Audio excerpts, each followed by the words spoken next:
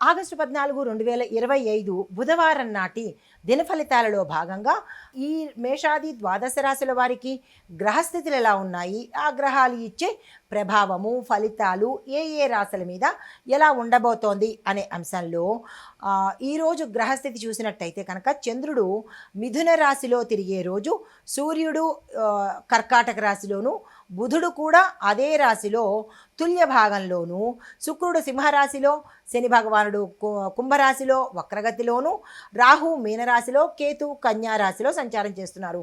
అయితే మంగళుడు కర్కాటకంలో ప్రవేశించిన దశ ఈ గ్రహస్థితులు ఎలా ఉండబోతున్నాయంటే భావ ప్రకటనల మీద, అంటే మాట్లాడే ధోరణి మీద, తర్వాత వాణిజ్య నిర్ణయాల మీద, అంటే వర్తక వ్యాపార వాణిజ్య పారిశ్రామిక రంగాల యొక్క నిర్ణయాల మీద కూడా ఈ ప్రభావాన్ని చూపిస్తాయి. దానితో పాటు కుటుంబ సంబంధాల మీద కూడా ఈ గ్రహాల యొక్క ప్రభావము చూపించబోతోంది. తదుపరి రాశి ధనస్సు రాశి.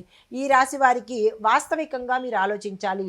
డ్రీమ్స్లోనో అవాస్తవికంగానో ఆలోచించినట్టయితే ఏ పనిలోనూ మీరు ముందుకు వెళ్ళలేని పరిస్థితి.